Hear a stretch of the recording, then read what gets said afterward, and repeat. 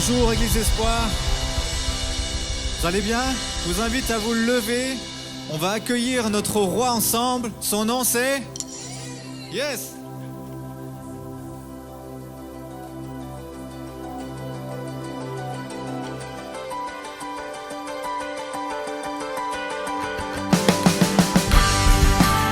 Chantez-moi ensemble!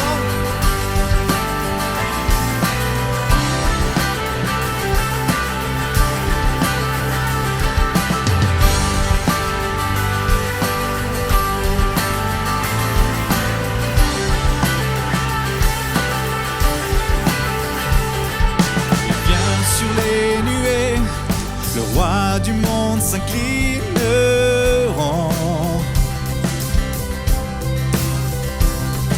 Les chaînes seront brisées quand les cœurs déclarent sa louange.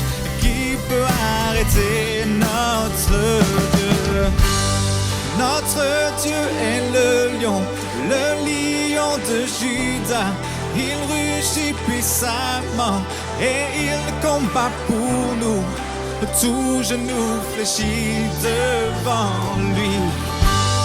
Notre Dieu est l'agneau sacrifié pour les péchés du monde. Son sang brise les chaînes. Tout genou fléchit devant le lion et l'agneau. Tout genou fléchit devant.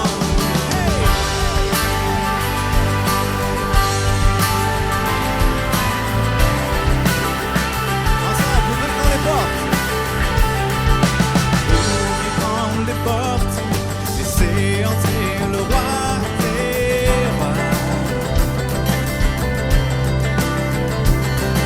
Le Dieu qui vient sauver et libérer tous les captifs.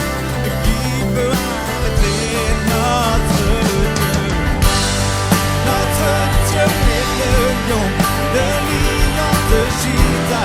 Il rugit puissamment. Tout genou fléchit devant lui. Notre Dieu est l'agneau sacrifié pour les péchés du monde. Son sang brise les chaînes. Tout genou fléchit devant le lion et l'agneau.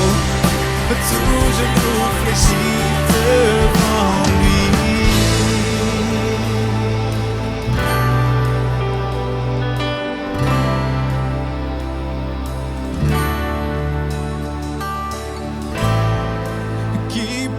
Arrêter notre Dieu?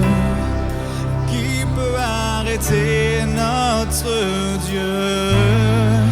Qui peut arrêter notre Dieu? Qui peut arrêter? On déclare haut et fort. Qui peut arrêter notre Dieu? Qui peut arrêter notre Dieu? Notre Dieu, qui peut arrêter?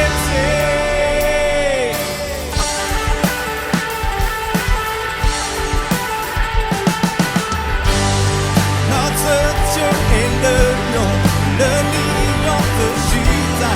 Il rugit puissamment et il combat pour nous. Tout genou fléchit devant lui. Notre Dieu est l'agneau sacrifié pour les péchés du monde. Son sang brise les chaînes. Tout genou fléchit devant le lion et l'agneau. Tout genou fléchit devant lui.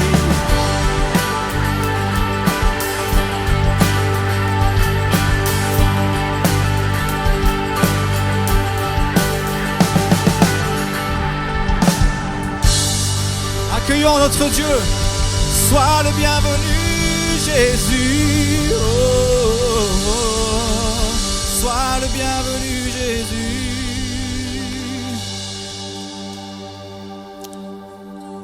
Ok, ce matin on va prendre un chant très simple qui qui déclare que le nom de Jésus, il est tout puissant. Amen.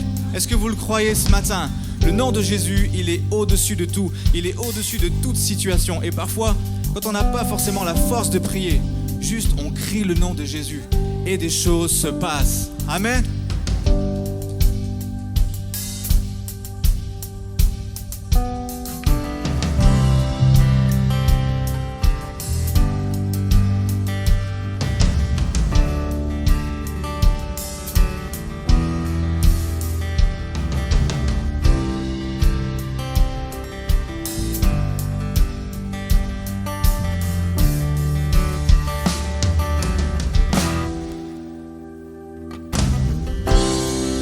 Ton nom est majestueux,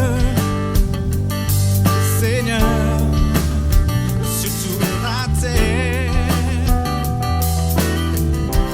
Ton nom est fort et puissant, ton nom est glorieux et grand.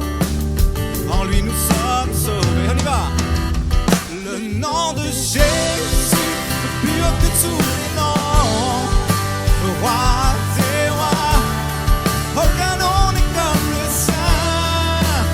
Le nom de Jésus, plus haut que tous les noms. Alpha, Oméga, aucun nom n'est comme le sien.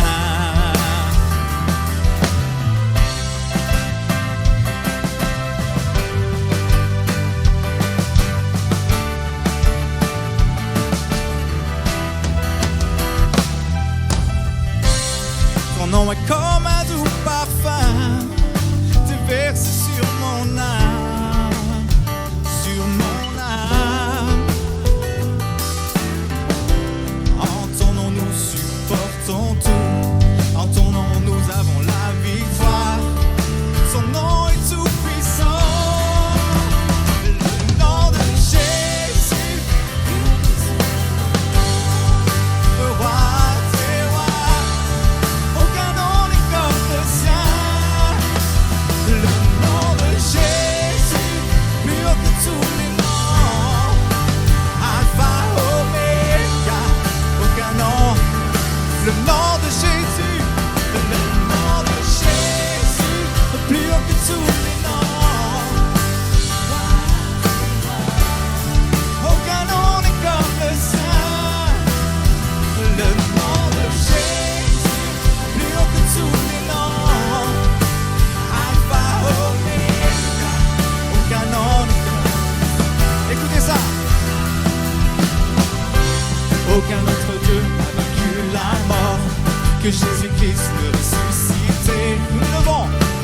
Nous l'élevons plus haut. En son nom, tout genou fléchit. En son nom, tout homme est sauvé. Nous invoquons son nom. Le nom de Jésus, plus haut que tous les noms. Le roi des rois, aucun nom n'est comme le sien. Le nom de Jésus, plus haut que tous les noms. Alpha, Oméga. Et tous ensemble on déclare. Aucun autre Dieu n'a vaincu la mort. C'est Jésus-Christ le ressuscité. Nous l'élevons plus haut. En son nom, tout genou fléchit. En son nom, tout homme est sauvé. Nous invoquons son nom. On fait déclarer le nom de Jésus. Oh, Jésus, Jésus, Jésus. Oh, oh, oh.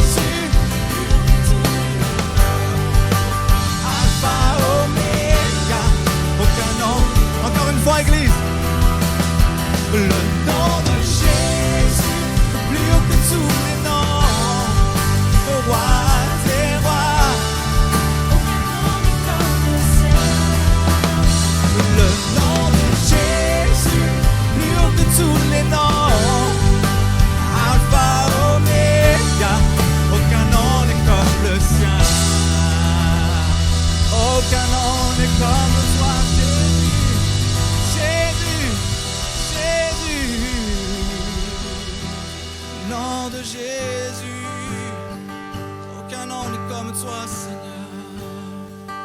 Non, non, non, non.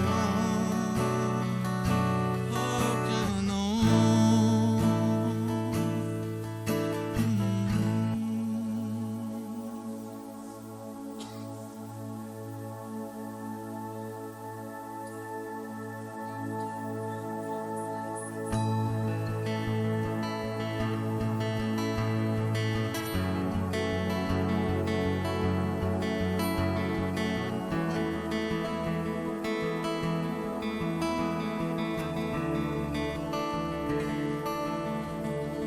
Comment exprimer toute ma gratitude? Je n'ai pas les mots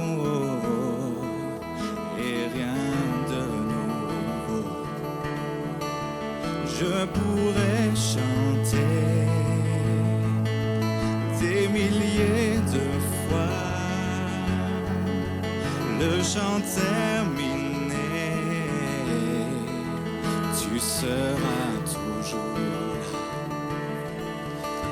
Alors j'élève mes mains pour t'adorer encore et encore. Tout ce que j'ai, c'est un alléluia.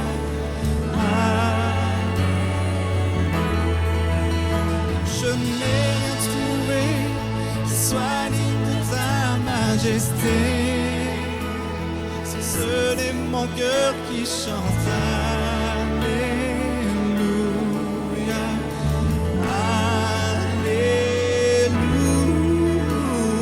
Alléluia. Je n'ai qu'une réponse, une seule volonté, les bras vers le ciel. Je veux t'adorer. Alors j'élève mes mains pour t'adorer encore et encore. Tout ce que j'ai, c'est un alléluia.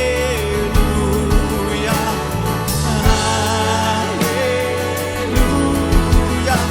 Je n'ai trouvé qui soit digne de ta majesté. Ce n'est mon cœur qui chante Alléluia,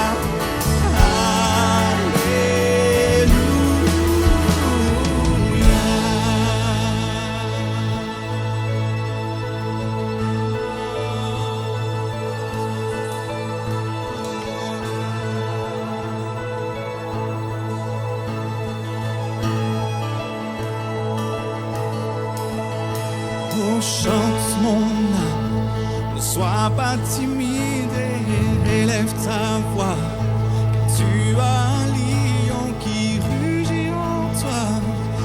Alléluia, le Seigneur.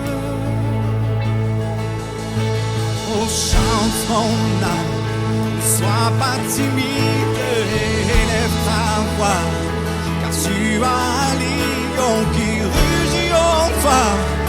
Alléluia, Seigneur.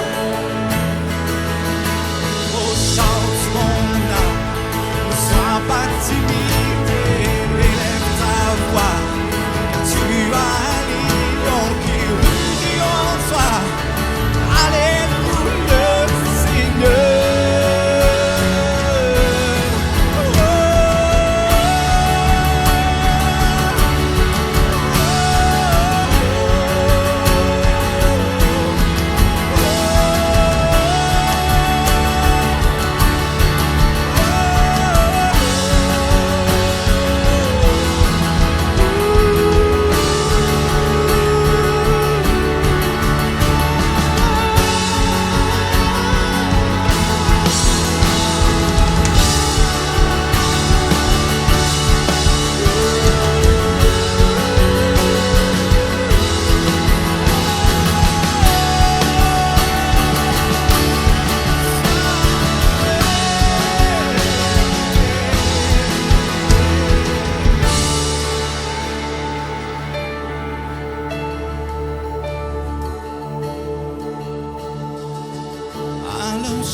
j'élève mes mains pour t'adorer encore et encore. Tout ce que j'ai, c'est un Alléluia. Alléluia. Je n'ai rien trouvé qui soit digne de ta majesté. Si ce n'est mon cœur qui chante Alléluia. Je veux t'entendre, Église, espoir ce matin. J'élève mes mains. Alors j'élève mes mains.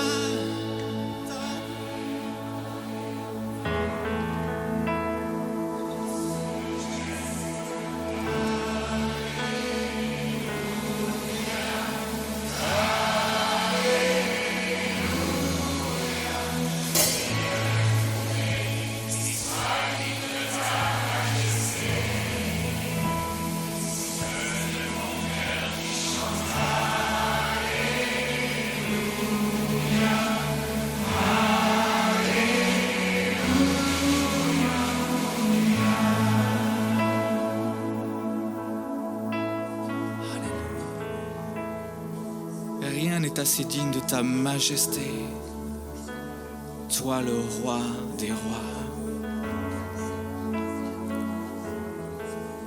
Et alors que nous allons nous préparer à prendre le repas du Seigneur, on reste dans cette attitude de cœur prosterné devant le roi. Tous les chants nous ont amenés à déclarer la royauté de Jésus. Et c'est dans cette attitude de cœur que nous voulons rester prosternés.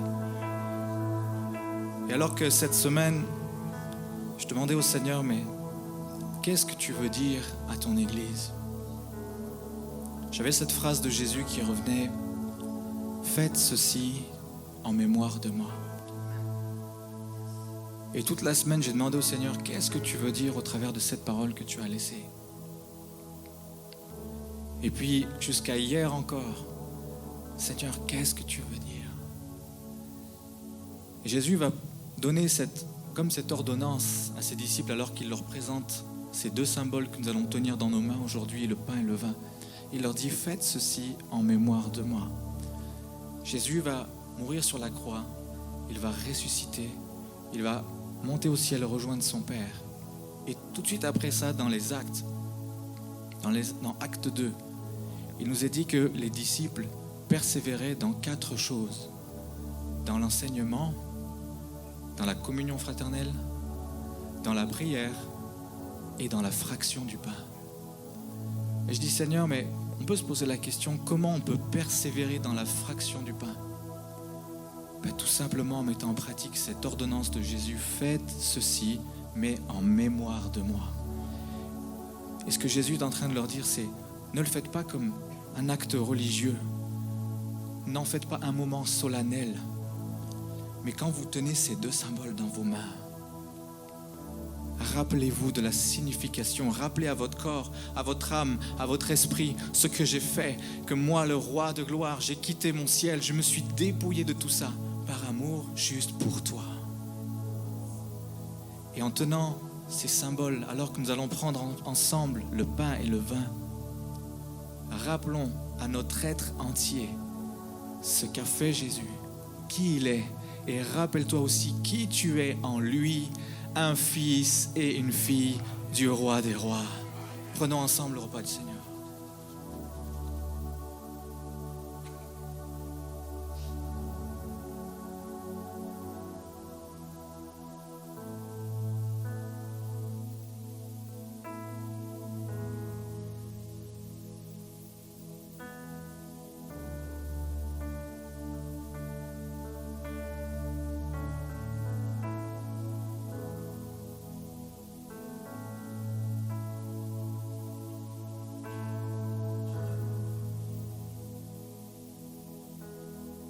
Alors qu'on va prendre ensemble un dernier chant, je vous laisserai mettre les petits gobelets sur les extrémités des rangs pour le service, s'il vous plaît.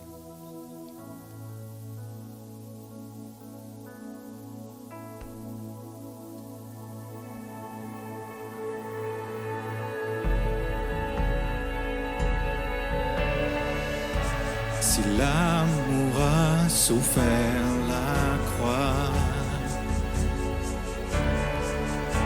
combien précieux son sang pour moi. La beauté des cieux vêtue de ma honte, cet amour parfait m'aura ma place. Si simple et témoin de son amour, quelle joie voyait-il mourant pour moi. Pour gagner mon cœur, il s'est offert. Si merveilleux, si glorieux, mon sauveur règne victorieux, brisant mes chaînes, il prit ma place, offrant la vie de grâce en grâce.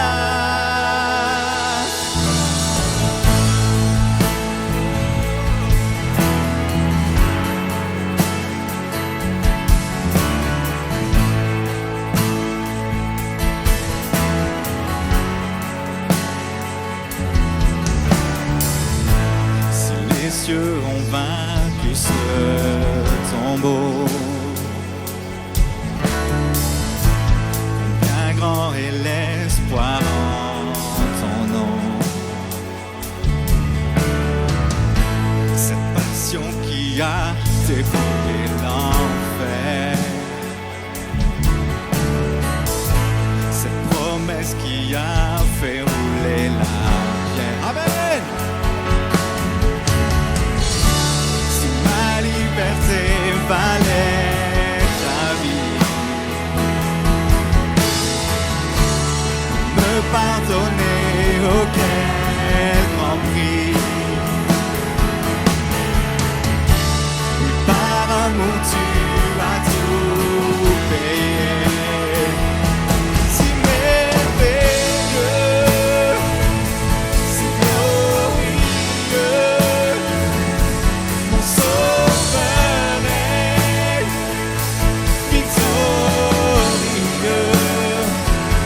brisant mes chaînes, il prit ma place,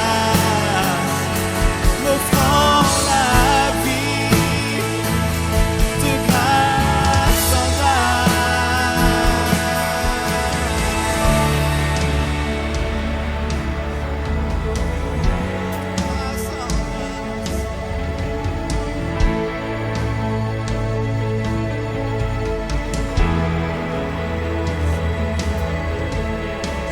c'est par la croix que je suis libre. Oui, c'est par ta mort que j'ai la vie. Jésus, à jamais je veux chanter. Oui, c'est par la croix que je suis libre. Oui, c'est par ta mort que j'ai la vie. Jésus, à jamais je veux chanter les merveilles de ta grâce. Oh, mon âme veut chanter les merveilles de ta grâce. Oh, mon âme veut chanter. Si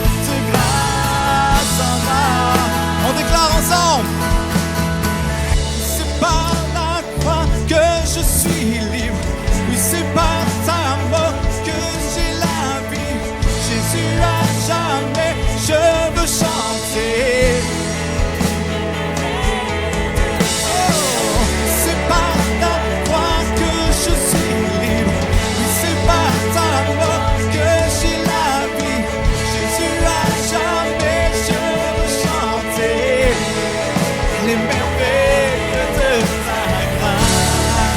Oh, mon âme veut chanter les merveilles de ta grâce. Oh, mon âme veut chanter. Oh, mon âme, oh, mon âme veut chanter les merveilles de ta grâce. Oh, mon âme veut chanter si merveilleux, si glorieux, mon sauveur règne victorieux, brisant mes chaînes, il prit ma place, m'offrant la vie, de grâce en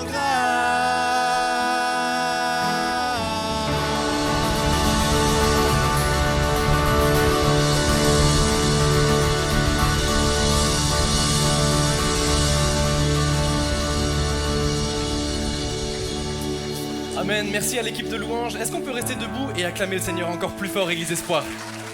Celui qui est venu nous chercher, celui qui est fidèle, qui est digne d'être élevé par nos mains, par nos voix, par nos vies. Soyez les bienvenus vraiment ce matin dans cette maison. Prenez place sans plus tarder.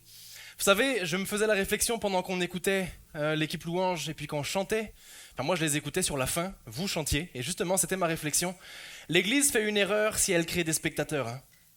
Mais l'Église, quand elle propose de la qualité et que les gens chantent, célèbrent, adorent et élèvent Dieu, ça fait quelque chose d'extraordinaire comme ce matin. C'était beau de voir des mains levées, c'était beau d'entendre des voix s'élever. Merci aux musiciens, à l'équipe technique, puis à toutes les personnes qui servent dimanche après dimanche. On peut aussi juste applaudir le voisin, la voisine qui sert certainement dimanche après dimanche dans les différents secteurs de l'Église Espoir. Merci vraiment à chacun de rendre ces rendez-vous-là possibles, beaux, et puis qui nous rapprochent de Dieu.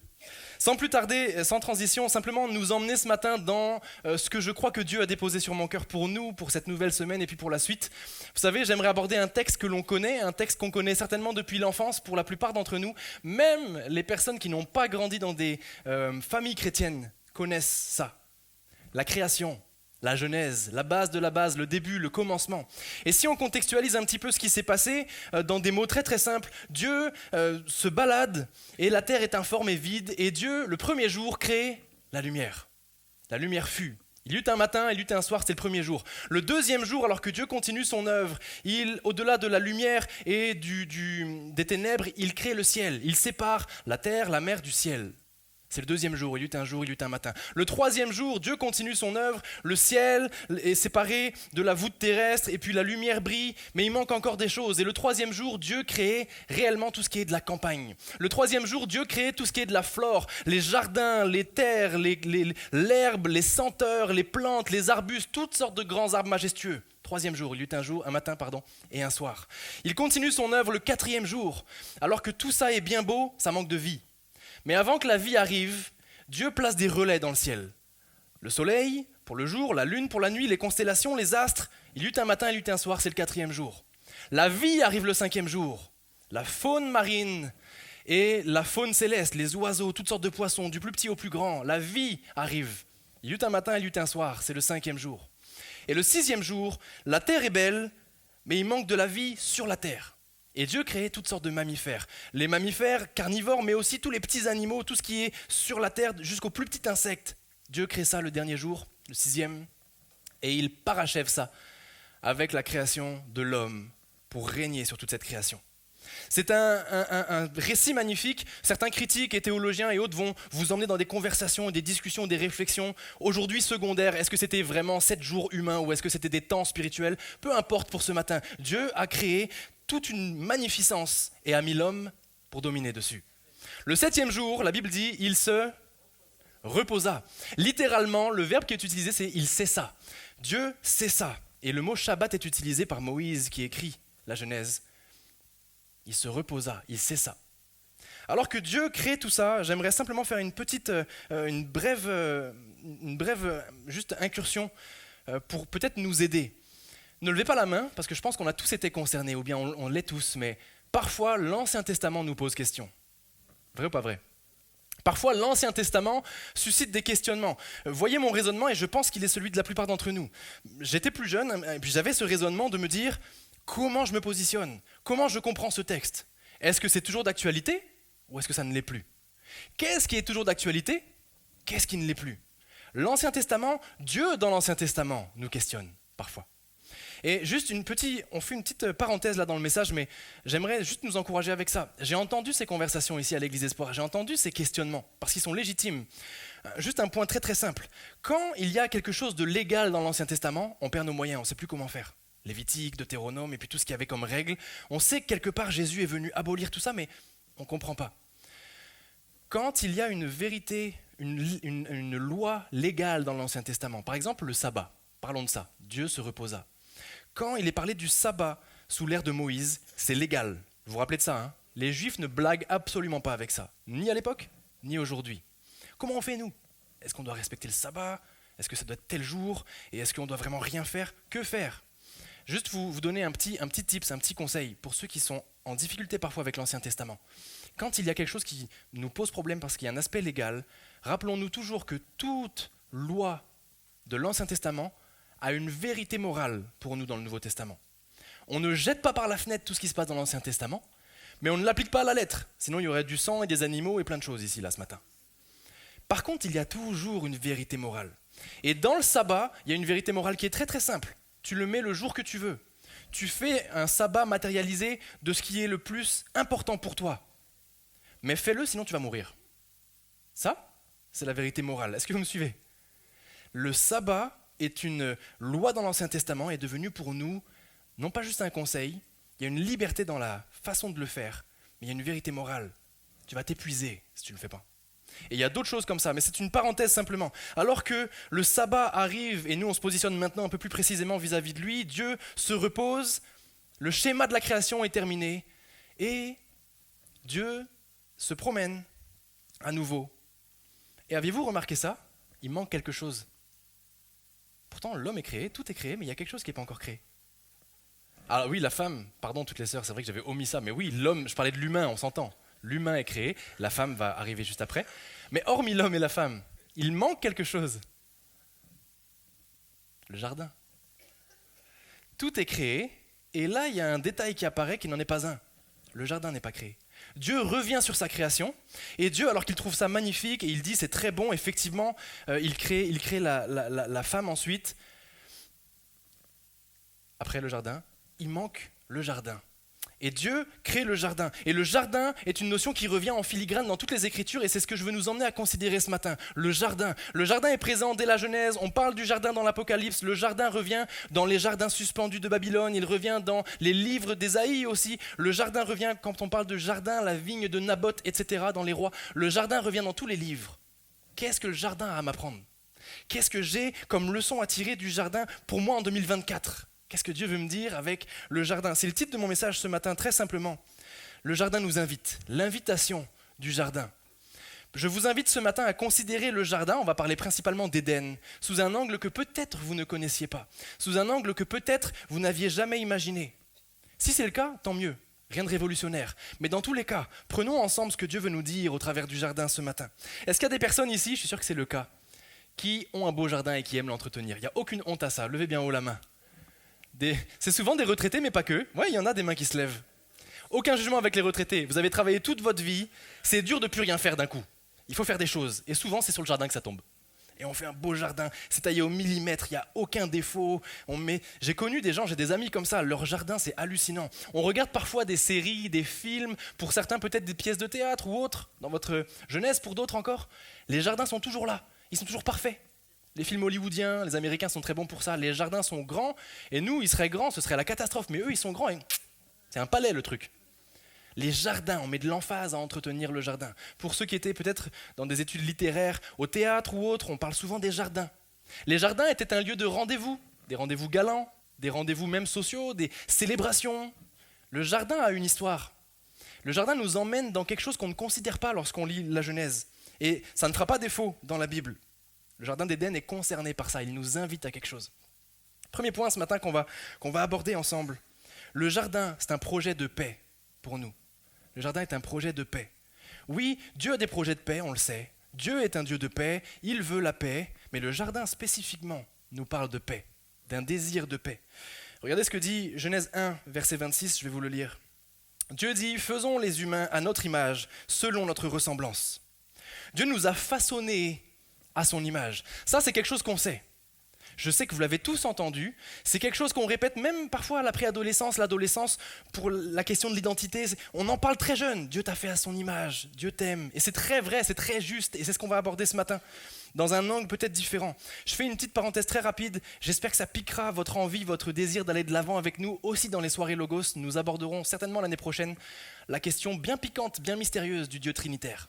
Le Père, le Fils, le Saint-Esprit. Et sans aller plus loin ce matin, le Dieu trinitaire, dans ses caractéristiques, a ce qu'on appelle des attributs communicables. Il y a des choses que Dieu est, qu'il nous donne la possibilité d'être. Vous les connaissez ? Non ? Quelles sont les choses que Dieu est et que nous pouvons être ? Il est amour, il nous donne la capacité d'aimer. Autre chose ? La patience, la paix, ce ne sont pas des attributs principaux de lui, mais oui, en effet, il y a plein de choses que Dieu nous donne et qui sont de lui initialement. L'amour, même la spiritualité finalement. Il y aurait encore plusieurs autres choses, la connaissance, la sagesse, la miséricorde, etc. Mais Dieu a aussi des attributs, des caractéristiques qui sont, on appelle ça, non communicables. C'est propre à son essence. Dieu est omniscient, omnipotent, omniprésent, il est immuable et aucun de vous ne l'est, ni moi. Et ça, il ne nous le communique pas. Mais Dieu, quand on dit que Dieu est amour, et c'est là où je vous pique un peu pour la soirée Logos qu'on fera éventuellement, sur ce sujet qui est vraiment mystérieux, comment un Dieu qui est immuable, qui existe avant notre naissance, qui existe avant Adam et Ève, pouvait-il être amour alors qu'il n'y avait que lui ? Comment puis-je prouver à Alicia que je l'aime si je ne lui parle pas et que je ne lui communique pas et que je n'ai pas de relation avec Alicia, si je me suffis à moi-même ? Et c'est là où c'est magnifique, et je m'arrête là-dessus pour la Trinité, c'est que Dieu, dans sa personne, il est un parfait amour entre les trois personnes de la Trinité, depuis tout temps. Et parce qu'il est dans une... Comprenez ce que je dis par amour, il n'y a rien de malsain là.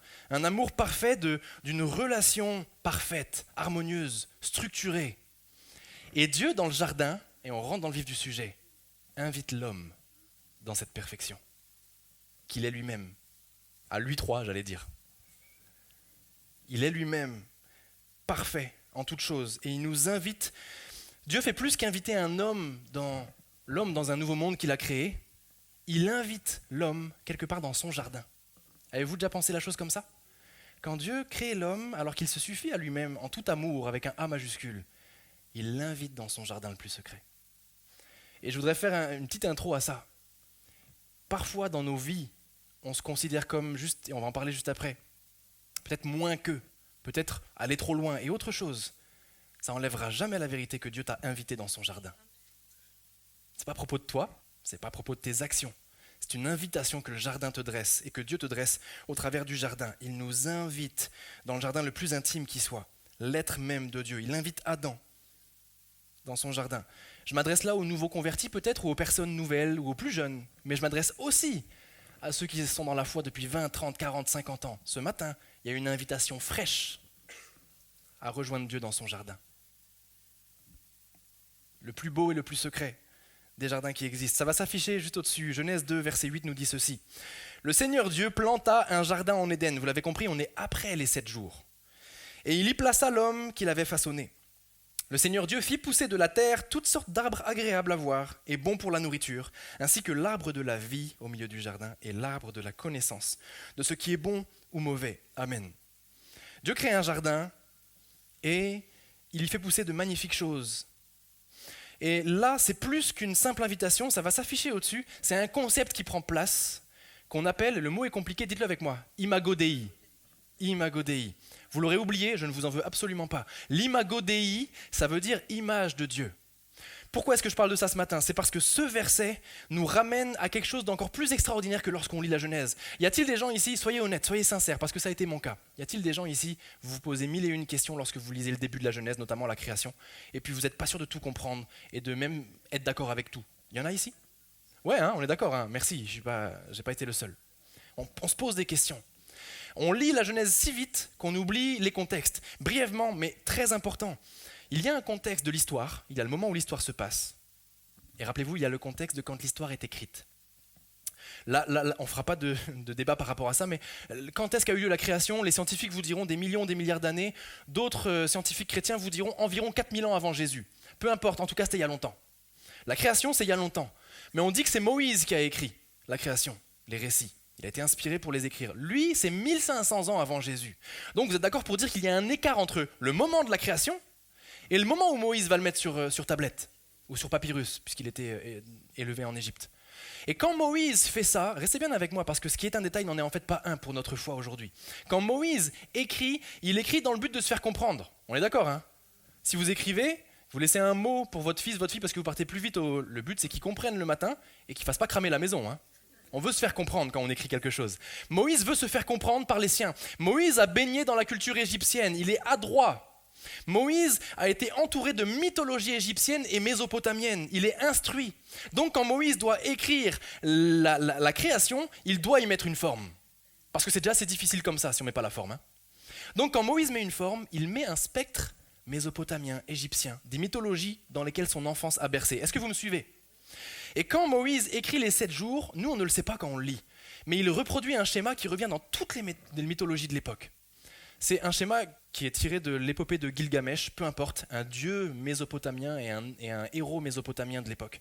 Et ce schéma se reproduit tout le temps. Le dieu, avec un D minuscule, du pays en question, se crée une nation, il se crée une terre, il se crée un empire en plusieurs jours, plusieurs étapes.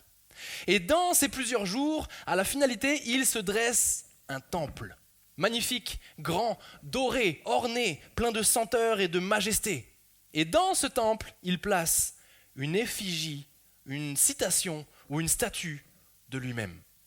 Ça, c'est en rapport, c'est dans toutes les mythologies de l'époque, ce schéma se reproduit. Donc Moïse, quand il raconte la création, il ne l'invente pas, mais il met des formes similaires pour que les gens comprennent. Et voici la beauté de ce qui se passe. Voici la beauté de l'amour de Dieu pour l'homme. Et voici la beauté de l'amour de Dieu pour quelqu'un ce matin sous un angle peut-être nouveau. Dieu crée le jardin, il crée la terre en plusieurs jours. Dieu façonne ça de manière extraordinaire en plusieurs jours. Dieu crée l'homme, il lui donne de régner. Dieu à la fin ne met pas un palais d'or, il ne met pas quelque chose d'extraordinaire à sa gloire, il met un jardin.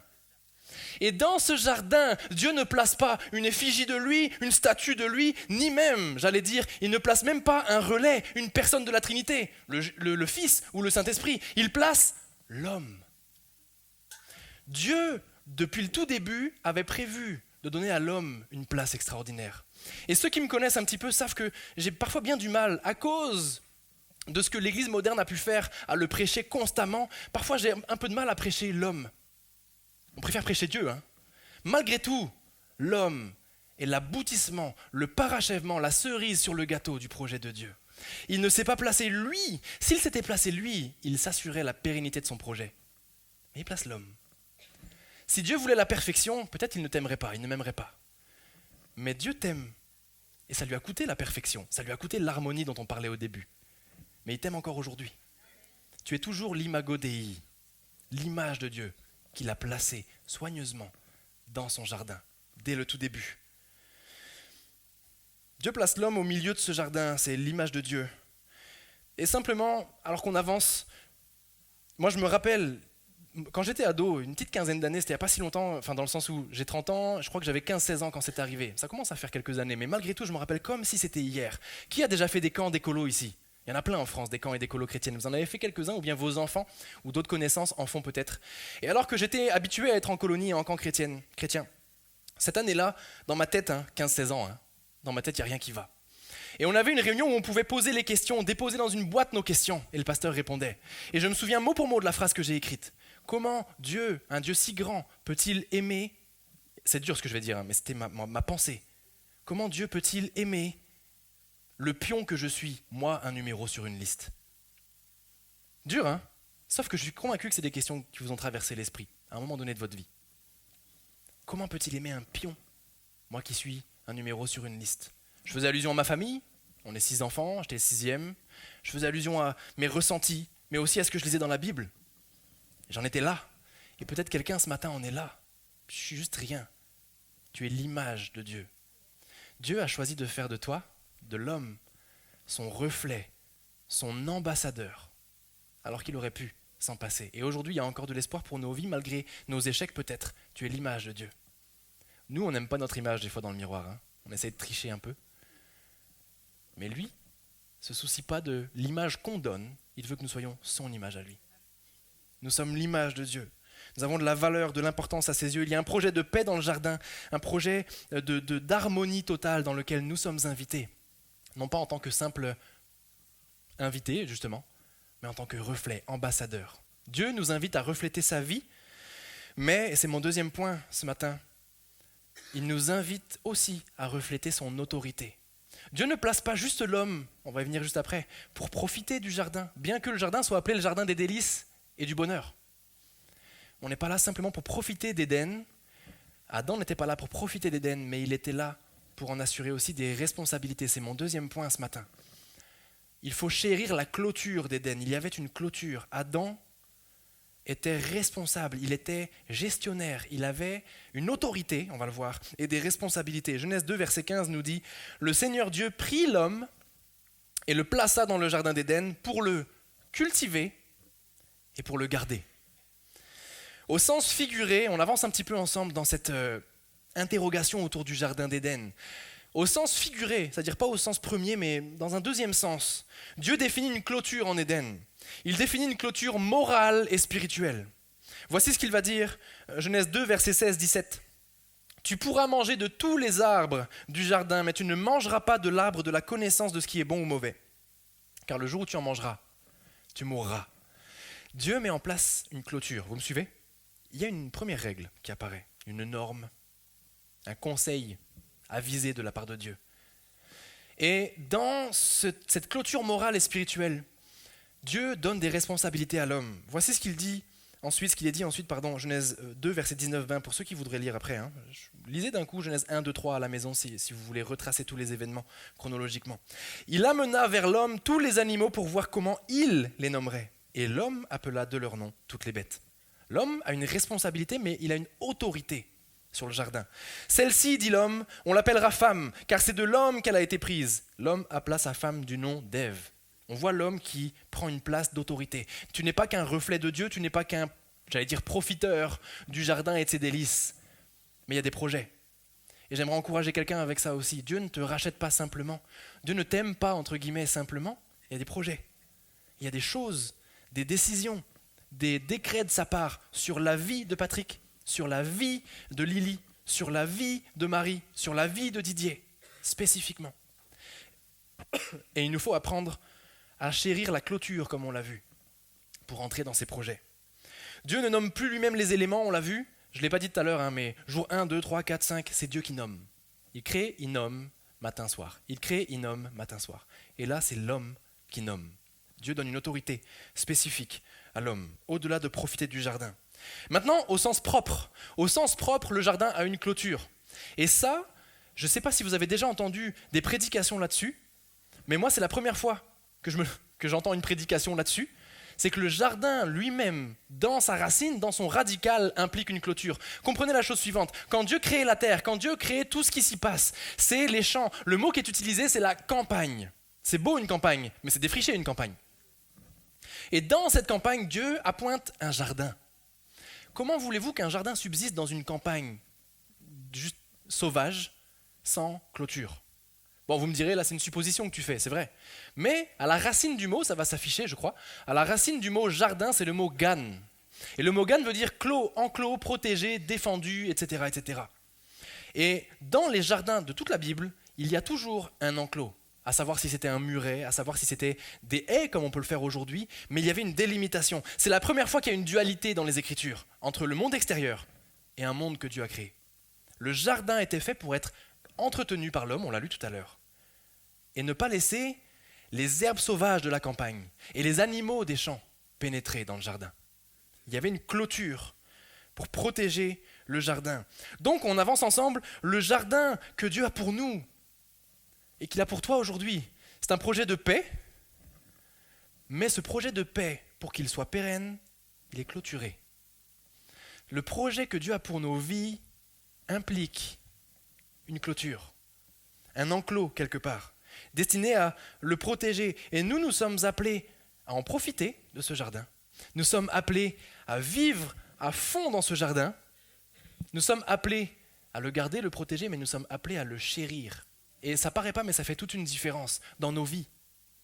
Chérir la clôture, c'est difficile.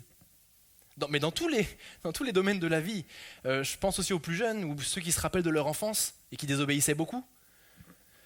Chérir le cadre que tes parents imposent, c'est difficile. Aujourd'hui encore, chérir les cadres, c'est pas quelque chose de naturel pour nous. Je vous mentirais si je vous dirais que c'était naturel pour moi. Ça ne l'est absolument pas.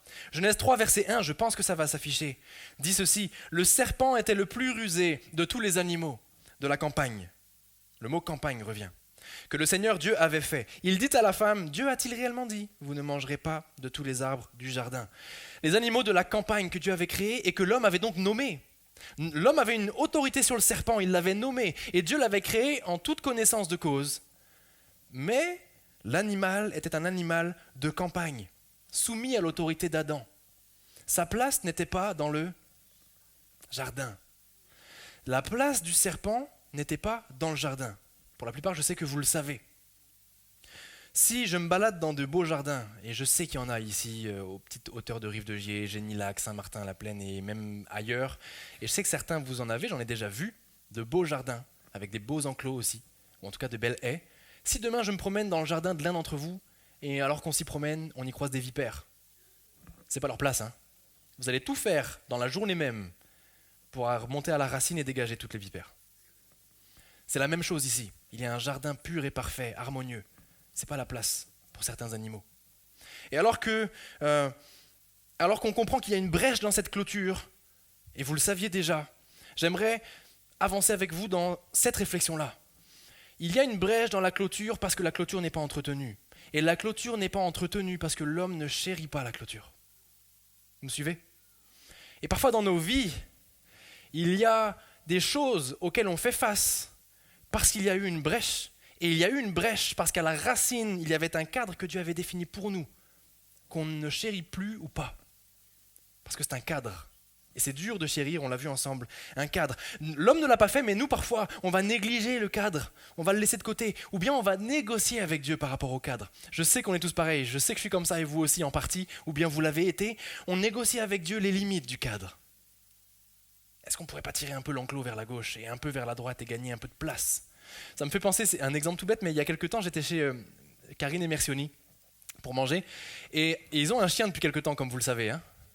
Et ce chien-là, Iron, il fait sa petite vie, il se balade, et puis nouvellement, il y a quelque chose, il a débloqué un nouveau niveau, vous savez, c'est comme, il a grandi, et son nouveau niveau, c'est qu'il se dresse debout, et il regarde par-dessus la clôture ce qui se passe chez les autres. Et j'ai trouvé ça super évocateur. On regarde un peu ce qui se passe ailleurs, puis on aimerait y être. Ça a l'air mieux. Ça a l'air mieux de l'autre côté de l'enclos. Vrai ou pas vrai? Ça a l'air mieux de l'autre côté de la clôture. Puis on veut même pas pécher, on veut pas mal faire, on veut pas s'éloigner de Dieu, rien de tout ça. Juste, si je pouvais gratter 1 mètre ou 2 et aller voir comment l'herbe est plus verte là-bas. Ça nous est tous arrivé, ça m'est arrivé, je pense même que ça m'arrive et il faut travailler sur ça. On pense qu'on sera plus heureux si les clôtures sautaient. On serait plus heureux si les clôtures sautaient, on sera plus heureux si les clôtures sautent. Et c'est le début, et on va le voir ensemble juste après, mais de là où l'ennemi nous piège. L'ennemi nous piège en nous faisant croire que la clôture est trop restrictive, et que la clôture est embêtante, et que purée, s'il n'y avait pas cette clôture, on serait plus heureux. Nous devons apprendre à vivre avec cette clôture. Le terme est un peu dur, hein, clôture, mais vous comprenez, ce cadre que Dieu a prévu, et on va le voir ensemble, il sait pourquoi il l'a prévu. Mais au-delà de ça, pour qu'il n'y ait pas de brèche, je dois quotidiennement apprendre à aimer ce cadre. Et j'ai noté ceci, je crois que ça va s'afficher. Et vous l'avez compris, dans la foi, c'est comme ça que ça fonctionne. Je n'ai pas besoin toujours de saisir ce que Dieu fait, mais juste de lui faire confiance. Il ne s'agit pas de saisir le sens du jardin pour ma vie. Peut-être je n'y arriverai jamais à saisir le sens du jardin et sa forme et sa clôture. Mais je dois apprendre à en chérir le cadre pour me protéger de certains écarts, de certaines fragilités, de certaines brèches. Genèse 3, versets 2 à 7, on va le lire ensemble. Restez avec moi, c'est le seul passage qu'on va lire qui fait plus de 2-3 versets ensemble et sur lequel on va se baser ce matin. La femme dit au serpent, elle répond donc au verset qu'on a lu tout à l'heure quand il va leur dire « Dieu a-t-il vraiment dit ?» Elle dit ceci, « Nous pouvons manger des fruits du fruit des arbres du jardin, pardon. Mais quant au fruit de l'arbre qui est au milieu du jardin, Dieu a dit, vous n'en mangerez pas, vous n'y toucherez pas, sinon vous mourrez. Alors le serpent dit à la femme, pas du tout, vous ne mourrez pas. Dieu le sait, le jour où vous en mangerez, vos yeux s'ouvriront et vous serez comme des dieux qui connaissent ce qui est bon ou mauvais. La femme vit que l'arbre était bon pour la nourriture, plaisant pour la vue. Il était cet arbre pour elle désirable pour le discernement. Elle prit de son fruit et en mangea. Elle en donna aussi à son mari qui était avec elle et il en mangea. Leurs yeux à tous les deux s'ouvrirent et ils surent qu'ils étaient nus. Ils cousirent alors des feuilles de figuier pour se faire des pagnes. Un passage qu'on connaît très bien. C'est la chute originelle. Et j'aimerais faire une parenthèse rapide parce que ce passage-là, sans que ce soit explicite, nous parle aussi du mariage. Je m'aventure un peu dans ça du haut de mes 3 petites années de mariage. Donc croyez bien que tout ce que je vais partager là, je me les applique difficilement. Ok ? Mais malgré tout, si la Bible en parle, on va en parler. Au verset 2, on l'a lu ensemble, vous l'avez remarqué ? C'est la femme qui parle au serpent. La femme parle au serpent, et au verset 6, un peu plus loin pour ceux qui reliront chez eux, c'est également elle qui prend du fruit. Vous aviez bien sûr remarqué ça, C'est pour ça que souvent on incrimine Ève. On sait, l'homme a fait son erreur, il a laissé le serpent entrer. Ok. Ève parle au serpent, écoute le serpent, et fait l'action elle-même. Donc on a Ève ici, la femme, qui prend des initiatives significatives sans consulter Adam. Les hommes, souriez pas trop parce que notre tour il arrive juste après. Fort. Ève ne consulte pas Adam. Ève ne consulte pas son mari dans des choix qui sont on ne peut plus importants. Ève fait la discussion. Maintenant, si on avance un petit peu. Verset 6, on l'a lu ensemble aussi. Elle entendit à l'homme qui était avec elle. J'ai lu ça cette semaine, ça m'a rendu fou. Depuis le tout début, Adam est avec elle. Alors oui, Ève prend des décisions. Peut-être qu'elle n'aurait pas dû les prendre, en tout cas pas seule. Peut-être qu'Ève prend une place qui n'est pas la sienne dans le cadre du mariage. On ne rentre pas dans le débat ici, mais plus dans le sens de l'homme qui doit protéger, l'idée, conduire, et la femme qui soutient et qui peut bien sûr prendre des décisions, mais qui se consulte. Mais on a un homme qui est là, depuis le début, et qui fait rien. Il laisse sa femme, mais c'est fou, il est le gardien du jardin, il sait que le serpent n'a rien à faire là, c'est hallucinant, Et l'homme est à côté et laisse sa femme converser dangereusement avec le serpent. Plus que ça, alors que l'homme laisse sa femme converser dangereusement avec le serpent, quand son tour vient, on le verra après, il balance la faute sur elle, d'un doigt. Et de l'autre doigt, il pointe Dieu. C'est la femme que tu as mise à mon côté. Donc nous, on ne fait pas les malins, les hommes. On laisse entrer le serpent et on balance la faute sur Ève. On est les 2 pains du sandwich. Elle, c'est la saucisse, elle a fait une erreur au milieu, mais nous, on est bien là autour, du début à la fin. Il y a un message pour nous dans le cadre du mariage, ou des fiançailles, des relations, peu importe. Appelez-le comme vous voulez, des relations humaines, bienveillantes en tout cas. L'homme a ses responsabilités, la femme en avait bien sûr. Et j'aime cette phrase, elle me fait un peu sourire, mais il y a du vrai. Et j'espère blesser personne avec ça, mais la Bible est pratique, soyons pratiques. Aujourd'hui, plus que jamais, avec la hausse, sans nous positionner, du féminisme, etc., et de la confusion des genres, et des hommes qui prennent plus leurs responsabilités, et des femmes qui parfois en prennent trop. Il y a une phrase qui dit souvent, les femmes veulent que les hommes reprennent leur rôle, mais elles veulent plus prendre le leur d'avant. Et je rentre pas dans le débat, mais les femmes voudraient que l'homme assure, mais bien souvent, elles prennent le rôle de l'homme. Et l'homme voudrait que la femme le laisse faire, mais il s'écrase. Et je juge personne, je vous dis, franchement, j'ai du boulot. Dans ce passage, il y a un message très pratico-pratique pour nos relations humaines et conjugales, en tout cas amoureuses et autres dans le couple et la famille, ou les relations en construction. L'homme a une place, il ne la prend pas. La femme la prend, mais on ne peut que la blâmer à 50%. L'homme devait prendre sa place. L'homme devait protéger, surtout à ce moment-là de l'histoire, il est protecteur, gardien du jardin et de sa femme, et il ne le fait pas. La femme devrait effectivement consulter son mari. Je m'adresse aux frères 30 secondes avant qu'on passe à la suite. Ce passage nous parle aussi un peu douloureusement de nous et du fait que de plus en plus nous fuyons nos responsabilités. Je me sens concerné, il y a des domaines où je sais que je dois travailler, et je pense, chacun d'entre nous, les frères. Mais nous avons besoin, pour nos épouses et nos familles, mais aussi dans un schéma biblique sain et bienveillant, de prendre nos responsabilités d'hommes. D'être capable de dire stop, de mener la danse parfois, dans des décisions spirituelles, matérielles et autres qui sont importantes, aux yeux de Dieu aussi. Et il y a un appel ce matin, pour nous les hommes aussi, à nous tenir éveillés, ou à nous réveiller peut-être. Et je suis très à l'aise de le faire parce que, vous le sentez, je ne juge personne, et surtout je ne connais pas vos vies, vos caractères et vos couples. Mais il y a néanmoins un appel dans la Bible, là, dans ce passage, à être plein de responsabilités, et on l'a vu ensemble, à ne surtout pas faire ce qu'Adam va faire. C'est sa faute, et c'est toi qui l'as mis à côté de moi. L'homme devait prendre sa responsabilité, et coûte que coûte, il s'en est dégagé. Et ça me parle de moi. Et là, je parle de moi juste quelques secondes, parce que c'est l'histoire que je connais la mieux. Ces dernières semaines, comme quoi Dieu fait toutes les choses vraiment logiques. Ces dernières semaines, je réfléchissais, je parlais avec Dieu et puis avec moi-même. Ça m'arrive, mais je vais très bien, je vous rassure. Je suis sûr que je ne suis pas le seul. Et dans ces temps-là, Dieu me travaillait jusqu'à me convaincre, de repentance même, parce que je sais qu'il y a des relations que j'ai perdues parce que j'ai jeté la faute sur les gens. Ça vous parle de moi, c'est que moi. Mais il y a des relations que j'ai gâchées parce qu'en fait, je ne voyais pas ma faute, mais je voyais la leur, tout le temps. Des relations saines que j'ai perdues, plus jeune, il n'y a pas si longtemps peut-être, parce que je ne voyais pas ma faute, je voyais le fait que, Dieu, pourquoi t'as permis ça, et pourquoi elle ou lui, il a fait ça. Ce matin, il y a un appel, et je sais que c'est quelque chose de douloureux, mais néanmoins important, pour nous les hommes, et là je parle aussi aux sœurs, à considérer le pardon, à considérer de dire purée, j'ai eu tort, et j'ai gâché des relations. Et on ne s'incrimine pas, je ne vous invite pas ce matin à de l'autoflagellation, non, mais juste d'être lucide ensemble et de se dire, Seigneur, s'il y a des choses que j'ai perdues ou gâchées et dont je suis responsable, pardonne-moi. Et s'il y a des gens à qui je dois aller dire pardon ce matin peut-être parce que je suis responsable, c'est vrai, je comprends pas tout et je pense qu'il a du tort aussi, mais mon cœur est convaincu ce matin de pardon. Faisons-le ce matin. Écoutons la voix de l'Esprit Saint aussi, qui nous dirige dans la paix dans les relations. Peut-être dans le couple, mais ça peut être aussi différentes relations. Il y a des responsabilités que nous devons prendre, non pas pour nous auto-flageller ce matin, vous le sentez bien, j'en suis sûr, je ne condamne personne, mais juste pour dire, Seigneur, je vais être en harmonie avec toi comme au jardin au début. Je veux demander pardon.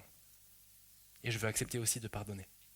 Il y a un appel à ça, dans ce passage qu'on a lu ensemble. Dans tous les domaines de nos vies, il y a un cadre, il y a une clôture, et c'est pas toujours simple. On est appelé à la chérir, l'entretenir, la protéger. On la comprendra pas tout le temps. Et c'est mon dernier point, on y arrive. Au-delà de la chérir, et d'essayer de la comprendre parfois, je ne veux plus la négocier, je ne veux plus en négocier les limites. Je veux comprendre qu'elle ne cadre pas. Écoutez bien ceci, s'il vous plaît. La clôture, imagée ici dans Genèse, ne cadre pas, ne limite pas ta paix et ta liberté. Elle en assure la pérennité. Et je sais que vous le savez, mais combien j'ai besoin, moi, de me le rappeler aussi. Les clôtures que Dieu nous dresse, elles sont parfois sur mesure, on va y venir. Elles sont parfois spécifiques et uniques selon nos vies, nos appels, notre cheminement de foi. Elles ne sont pas là pour nous casser les pieds, elles ne sont pas là pour limiter ta liberté ou ta paix, mais pour en assurer l'éternité. C'est de la philosophie, on n'y viendra pas ce matin, mais finalement, si tout le monde était libre, plus personne ne le serait. S'il n'y avait plus de clôture, vous le savez, on appelle ça l'anarchie. Et l'anarchie donne lieu aux addictions notamment. Parce qu'on se réfugie dans autre chose que celui qui a instauré le cadre. Alors que j'apprends à chérir le cadre, l'homme ici, dans cet exemple-là qu'on a vu ensemble, ça débouche sur quelque chose de terrible, c'est la confusion. Si je ne chéris pas le cadre, si je ne l'entretiens pas, et par cadre, vous savez de quoi je parle parce que vous connaissez vos vies, vous savez ce que Dieu vous demande, ce qui est sur mesure de vos vies. Alors, lorsque je ne chéris pas le cadre, la confusion fait rage. Et c'est mon troisième et dernier point ce matin. Vous êtes toujours là, Église Espoir ? On avance ensemble, on laisse Dieu nous parler. Troisième point, le jardin de la paix à la confusion. Ce qui était un projet de paix initialement est devenu le théâtre d'une confusion que nous payons encore aujourd'hui. Bien plus aujourd'hui on parlait de la confusion des genres, etc. Le théâtre de la confusion spirituelle. Genèse 3, verset 6. La femme vit que l'arbre était bon pour la nourriture et plaisant pour la vue, qu'il était cet arbre désirable pour le discernement. Elle prit de son fruit et en mangea. Et elle en donna aussi à son mari qui était avec elle, et il en mangea. La tentation, on l'a vu, s'est infiltrée parce que Adam n'a pas entretenu la clôture. Ok. Maintenant, faisons un point qui est très très important. Et Pasteur Mercioni en a parlé brièvement, et j'aimerais en parler aussi ce matin. Depuis tout petit, on entend ce mot, la tentation. Vous l'avez entendu aussi, hein? Et c'est bien qu'on en parle, c'est important. Ève ici est tentée, c'est le bon mot. Elle est tentée. Jacques va dire quelque chose d'extrêmement intéressant dans son épître, dans sa lettre. Jacques va dire ceci. Chacun est tenté lorsqu'il est attiré et amorcé par sa propre convoitise. Puis la convoitise, lorsqu'elle a conçu, enfante le péché, et le péché étant consommé, produit la mort. Le diable fait, pardonnez-moi l'expression, le diable fait du sur-mesure. Il sait ce qui va tenter spécifiquement Christian, et il sait ce qui va tenter spécifiquement Harmonie, et il sait ce qui va tenter spécifiquement Jérémie. Et le diable fait du sur-mesure pour présenter quelque chose de tentant. Restez bien avec moi, la nuance est extrêmement importante. Je présente quelque chose à l'homme de tentant pour lui, sur mesure.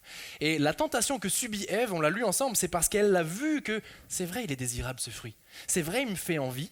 Et ça se finit avec ce petit mot, il me donnera du discernement. En fait, Ève est tentée parce que, de base, ce fruit-là, pour elle, est une occasion de chute.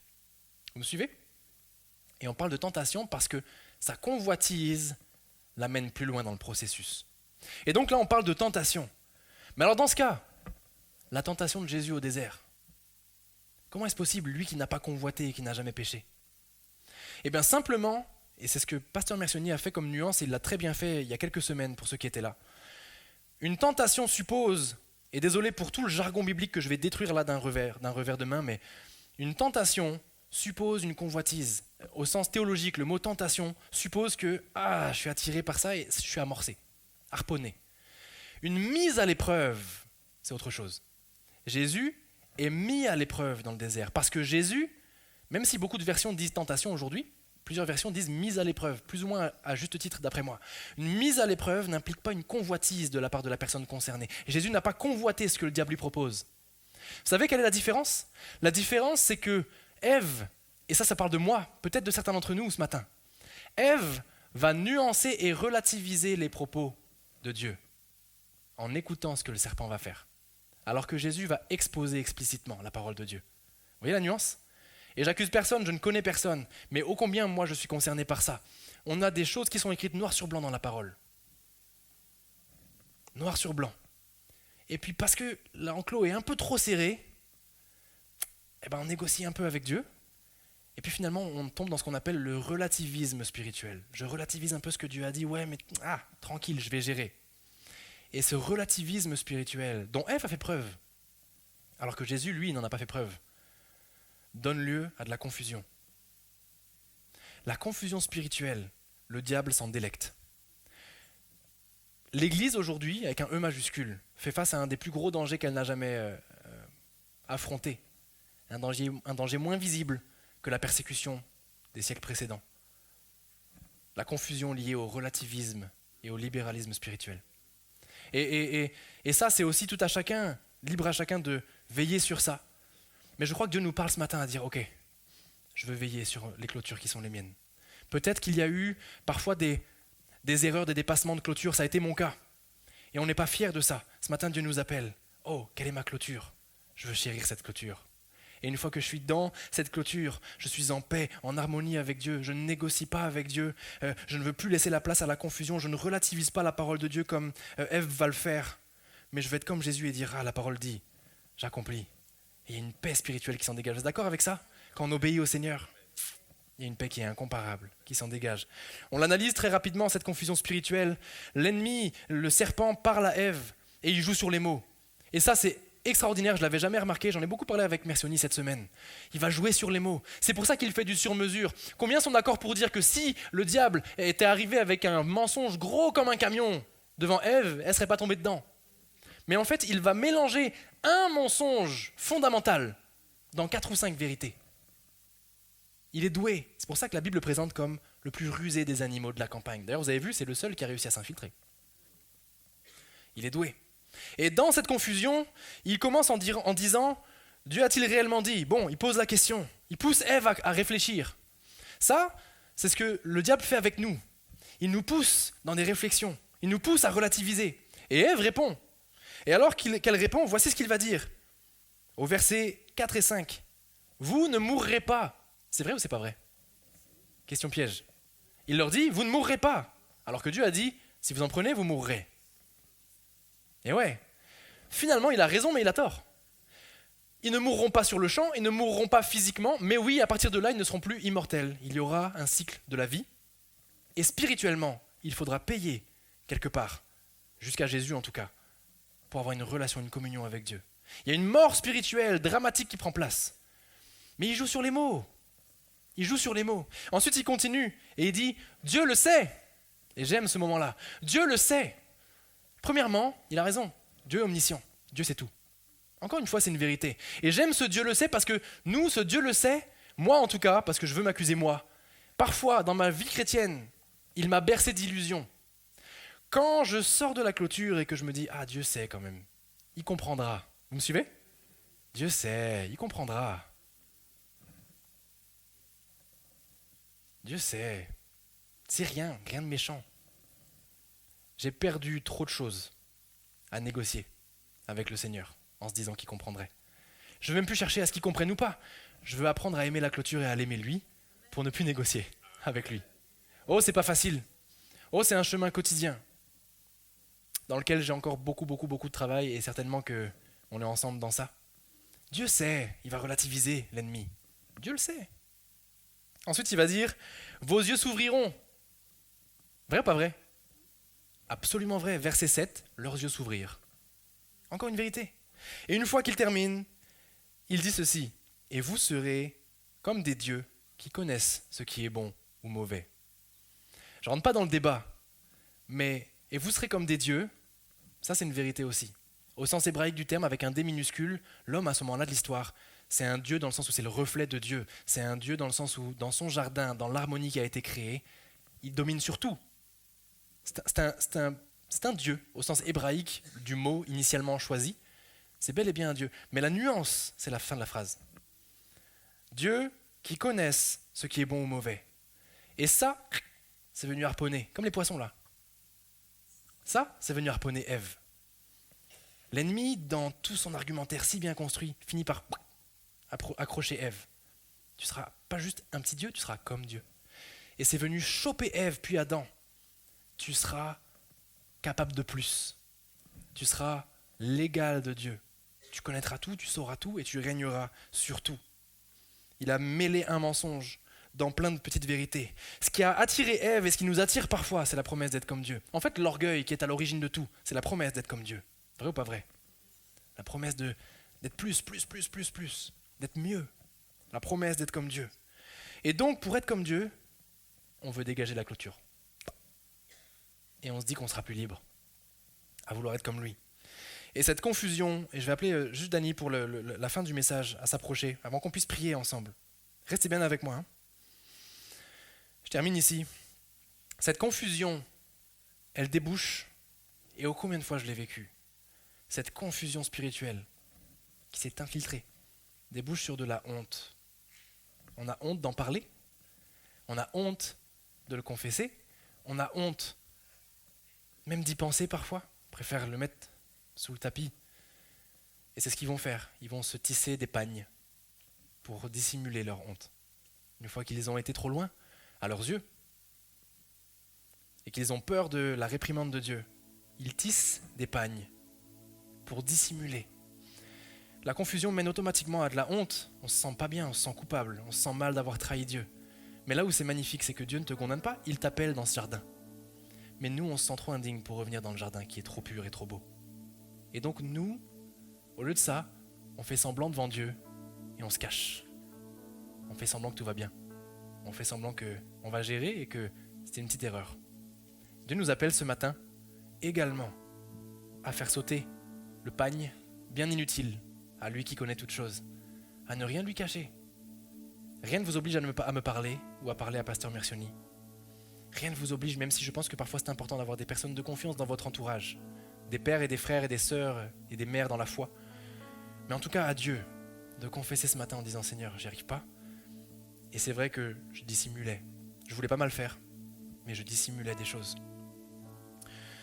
Le Seigneur Dieu fit à l'homme et à sa femme des habits de peau dont il les revêtit. On a ici le premier sacrifice animal.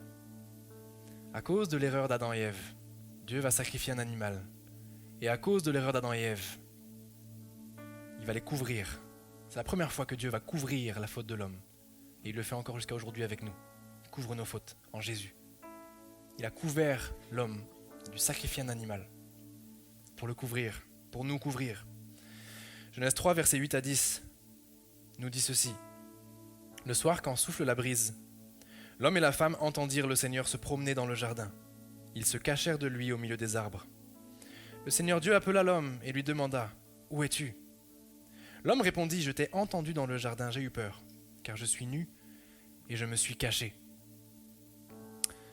L'homme a laissé une brèche qui a fait naître du mensonge, qui a fait naître une glissade, une erreur, qui a fait naître de la confusion et qui a fait naître de la honte. Cette honte, on n'arrive pas à vivre avec, et au lieu d'aller directement à la source de celui qui nous purifie, on veut juste gérer nous-mêmes. Et il n'y a aucun reproche dans mes propos, c'est humain. Dieu ce matin nous dit, lâche l'habit de pagne. Restez habillés s'il vous plaît.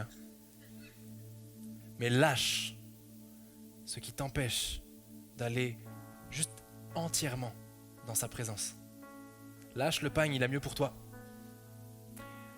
Le fait que Dieu se promène dans le jardin et qu'il cherche l'homme nous parle du fait que certainement, jusqu'à la chute, Dieu s'y promenait avec l'homme. Certainement jusqu'à la chute, Dieu se promenait dans le jardin avec Adam. Et ça se termine avec la chute. Il se cache. Mais aujourd'hui, Dieu se promène encore dans le jardin. Et il te dit, où es-tu ? Et je sais que ce matin, c'était un message un peu évangélisant. C'était pas forcément édifiant, ni de l'enseignement. Mais ce matin, Dieu m'a conduit à ratisser large. À ceux qui ne connaissent pas Dieu, ceux qui sont éloignés, ou ceux qui se battent avec de la culpabilité, du non-pardon et tout ce qu'on a abordé ce matin. Et il dit à quelqu'un, peut-être quelqu'un qui est dans la foi pourtant depuis de nombreuses années, où te caches-tu ? Pourquoi tu lâches pas juste ce pagne pour venir parler avec moi ? Dieu nous appelle ce matin à lâcher le pagne, à célébrer le jardin clôturé avec lui. Psaume 139 nous dit ceci, je termine avec ça. Tu sais quand je m'assieds et quand je me lève. Tu pénètres de loin ma pensée. Tu sais quand je marche et quand je me couche. Et tu pénètres toutes mes voies. On ne peut rien cacher au Seigneur. Trop longtemps, j'ai essayé de cacher des choses à Dieu. Et je réalise aujourd'hui, rien. On ne peut rien lui dissimuler. Quitte à ne rien lui dissimuler, pourquoi n'irions-nous pas parler avec lui, comme dans le jardin initialement ? Pourquoi ne pas saisir l'invitation du jardin ce matin ? En dépit de la clôture, en dépit que je ne comprenne pas la clôture. Pourquoi ne pas répondre à l'invitation ? Il y a un appel ce matin à revenir dans le jardin clôturé, c'est vraiment mon appel final. Il y a un appel ce matin également, je l'ai un petit peu abordé. Un appel au pardon. Un appel à pardonner. Pardonner ceux et celles qui vous ont fait du mal et accepter vos torts peut-être, comme j'ai dû le faire aussi, plutôt que de faire comme Adam et de responsabiliser Dieu, l'univers, les situations ou bien les autres êtres humains. Y a-t-il des choses dans nos vies pour lesquelles Dieu veut tellement nous libérer du non-pardon ? Y a-t-il des choses ce matin pour lesquelles Dieu te dit pardonne, fais-toi ce service, rends-toi ce service, pardonne. Et apprends aussi à pardonner. Peut-être qu'il y a un appel ce matin aussi, au-delà du pardon, au-delà des relations à restaurer, à garder confiance en Jésus. Vous savez, j'ai trouvé ça magnifique dans cette semaine où j'étudiais un petit peu ce passage. L'histoire commence dans un jardin extraordinaire. Le temps passe, je vous ai dit, il y a plein de jardins dans la Bible. Et on arrive au jardin de Gethsémane. Et c'est dans ce jardin que Jésus va souffrir pour nous. On aurait dû être dans ce jardin. Et il y a quelque chose qui a attiré mon attention, j'en parlais aussi avec Pasteur Mercioni. Jésus ne veut pas être seul dans ce jardin. Jésus est angoissé à la mort dans ce jardin et il prend avec lui ses disciples. Que font ses disciples ? Ils s'endorment. Et il y a, au lieu de les incriminer avec ça, il y a une vérité spirituelle là-dedans. Il était le seul à pouvoir porter ce qu'il avait apporté. Il fallait qu'il soit seul.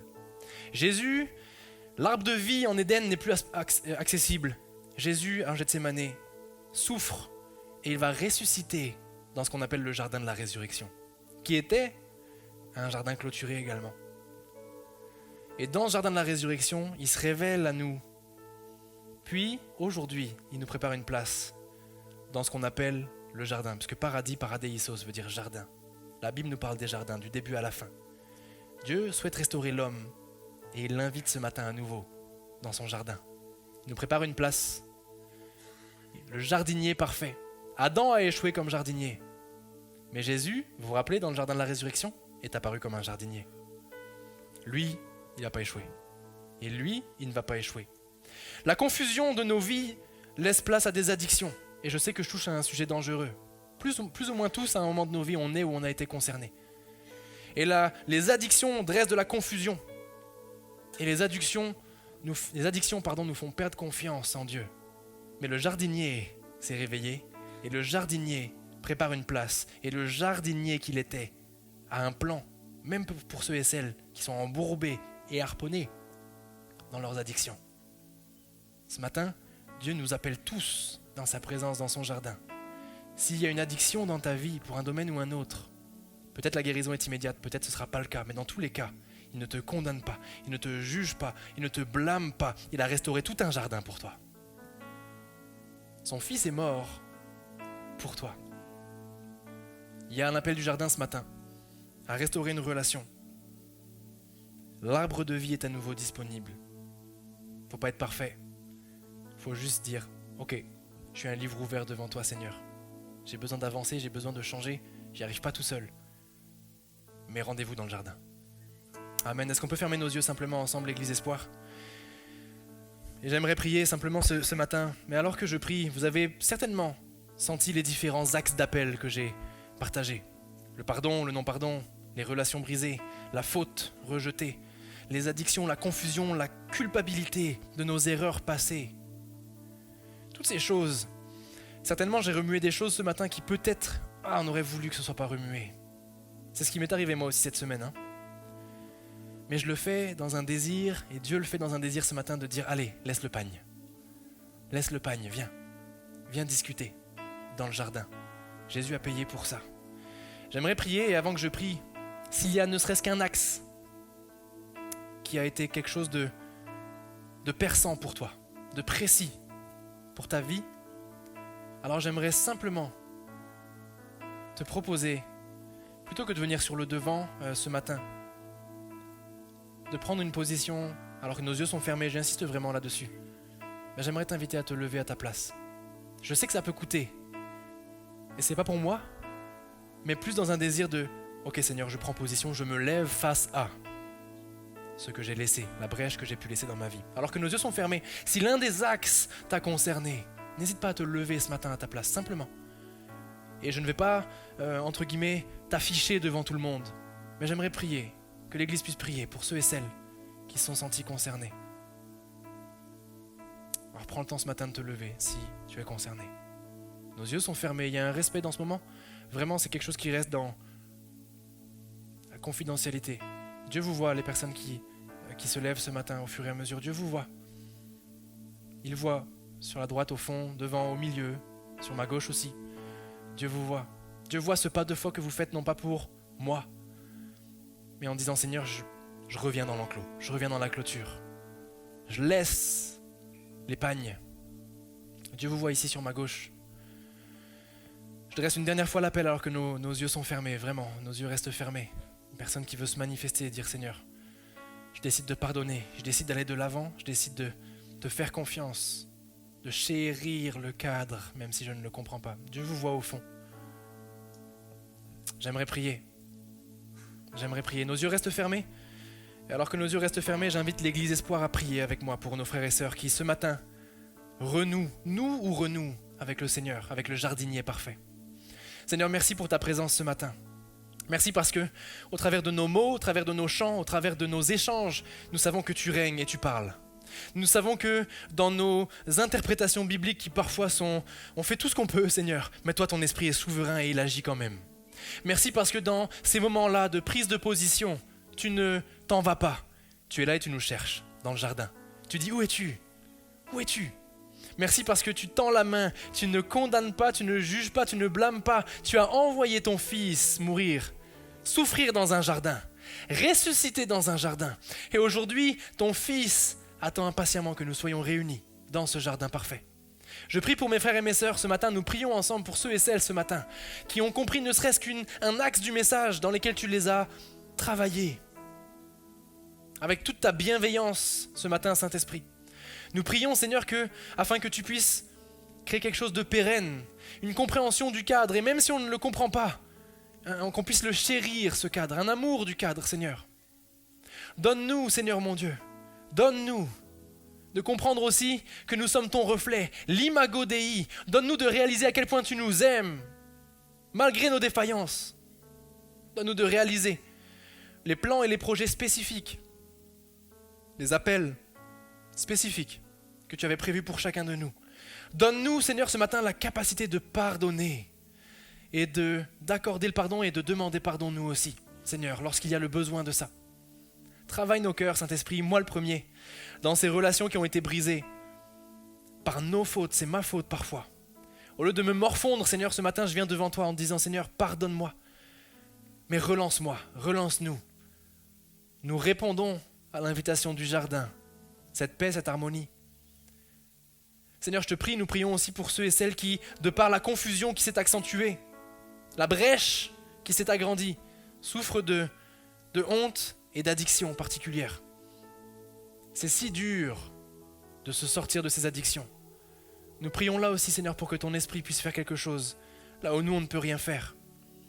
Donne, Seigneur, la volonté aussi à chacun de pouvoir confesser auprès de toi, auprès de nos proches, nos besoins, nos manquements, pour aller de l'avant, pour grandir en toi, Seigneur. Merci Jésus pour ce que tu as fait, toi le jardinier parfait. Merci Père pour ton appel qui retentit encore ce matin, cette invitation du jardin.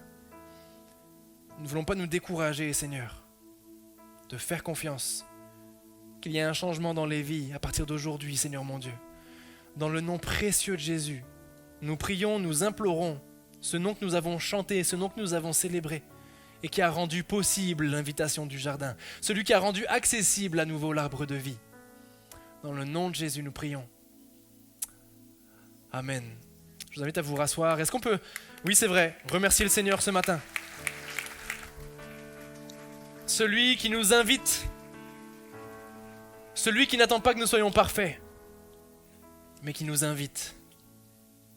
Vous savez, petite parenthèse pour terminer, les quelques prédications que j'ai pu faire cette année, ça tournait très fréquemment autour de Jésus, les paraboles, et vraiment sciemment, j'en ai pas parlé avec Mercioni, mais vraiment consciemment, je me suis dit, j'aimerais un peu prêcher sur autre chose. C'est ce qui est fait ce matin, mais vous avez vu comme tout pointe vers Jésus quand même. On retombe toujours sur nos pattes, hein. Ça retombe toujours sur lui. Il est le jardinier parfait. Il était présent dès le début. Est-ce qu'on peut l'acclamer une dernière fois ? Il sera avec toi, il sera avec nous. Ne nous laisse pas, ne nous abandonne pas. Il nous invite à persévérer. Soyez bénis.